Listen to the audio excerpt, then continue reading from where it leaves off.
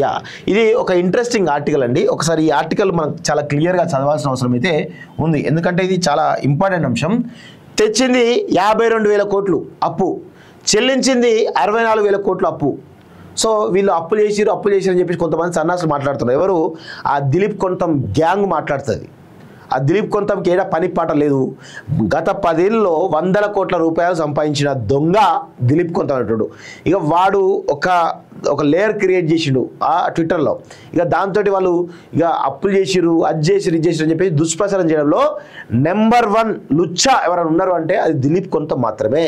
So ఇప్పుడు చూడండి, ఏడాదిలో ముఖ్య పథకాలు వెచ్చించిన మొత్తం చూస్తే రైతు భరోసా 7,625 కోట్లు, రుణమాఫీ 20,617 కోట్లు, చేయూత 11,382 కోట్లు, రాజీవ్ ఆరోగ్యశ్రీ 890 కోట్లు, మహాలక్ష్మి సబ్సిడీ 442 కోట్లు, గృహజ్యోతి 1,234 కోట్లు, విద్యుత్ సబ్సిడీ 11,141 కోట్లు, రైతులకు ఇన్సూరెన్స్ 1,514 కోట్లు, రేషన్ బియ్యం సబ్సిడీ 1,677 కోట్లు, స్కాలర్షిప్ డైట్ ఛార్జీలు 1,016 కోట్లు, ఆర్టీసీ సబ్సిడీ రాయితీ 1,375 కోట్లు, కళ్యాణలక్ష్మి షాదీ ముబారక్ 2,300 కోట్లు, మొత్తం 61,194 కోట్లు అంటూ చూస్తాను కదా.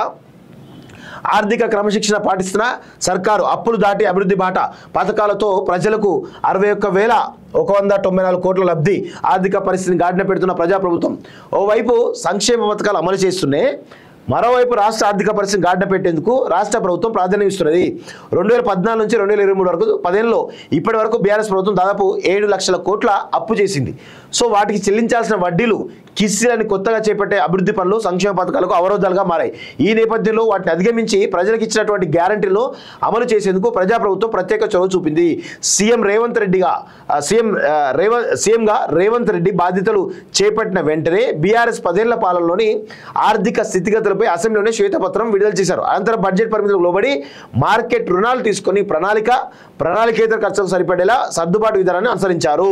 సో రైతులకి అధిక ప్రాధాన్యం ఇస్తూ మొత్తానికైతే 52,000 కోట్ల రూపాయలు అప్పు చేస్తే 64,000 కోట్ల రూపాయలు చెల్లించిందంటూ చూస్తా ఉన్నాం. అంటే తెచ్చింది 52,000 కోట్లు, చెల్లించింది 64,000 కోట్లు అంటూ ఒకరిని చూస్తాను. సో ఇట్లాంటి పరిస్థితుల్లో చూడండి, 2023 డిసెంబర్ నుంచి 2024 డిసెంబర్ నెలాఖరు వరకు రాష్ట్ర ప్రభుత్వం 52,118 కోట్లు అప్పులు తీసుకుంది. ఇదే సమయంలో 64,516 కోట్ల రీపేమెంట్లు, అసలు వడ్డీలు కలిపి చేయడం గమనార్హం. దీనికి తోడుగా కీలకమైన పథకాల రూపంలో ప్రజలకు 61,194 కోట్లు లబ్ధి చేకూర్చారు.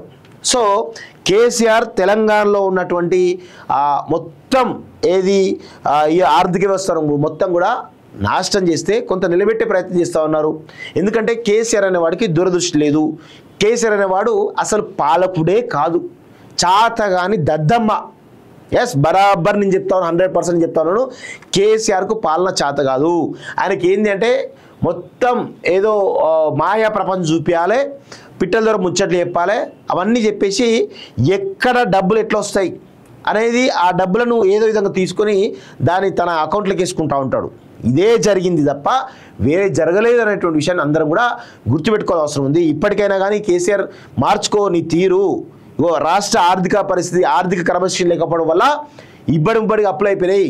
కొత్త రాష్ట్రంలో ఇంత సర్ప్లస్ స్టేట్లో ఇన్ని లక్షల కోట్లు అప్పు చేయాల్సిన అవసరం లేదు. ఈరోజు నువ్వు చేసినటువంటి అప్పు వల్ల ఏది బాగుపడేది? మిషన్ భగీరథ ఏమైనా పర్ఫెక్ట్గా ఇంప్లిమెంట్ అవుతుందా? లేకపోతే మిషన్ కాకతీయ ఏమైనా పర్ఫెక్ట్గా ఇంప్లిమెంట్ అయిందా? లేకపోతే కాళేశ్వరం ప్రాజెక్ట్ పర్ఫెక్ట్గా ఇంప్లిమెంట్ అయిందా? లేదు పాలమూరు ప్రాజెక్ట్ పూర్తయిందా? సీతారామ ప్రాజెక్ట్ పూర్తయిందా? ఏది పూర్తయింది? ఏం చేసినావు నువ్వు చెప్తే? అసలు ఇంత బుద్ధి లేనటువంటి అసలు దేనికి పనికిరానటువంటి ఆర్థిక క్రమశిక్షణ లేనటువంటి వ్యక్తి ఎవరైనా ఉన్నారు, ఒక పాలకుడు ఉన్నారంటే అది కేసీఆర్ మాత్రమే. ఇది తెలంగాణ ప్రజలు అర్థం చేసుకోలేనంత కాలం కేసీఆర్ నమ్ముతూనే ఉంటారు. కేసీఆర్ ఒక మోసగాడు, కేసీఆర్ ఒక మాయగాడు, కేసీఆర్ ఒక పిట్టల దొర, కేసీఆర్ ఒక మాయల పకీరు. ఇది అందరూ కూడా గుర్తుపెట్టుకోండి.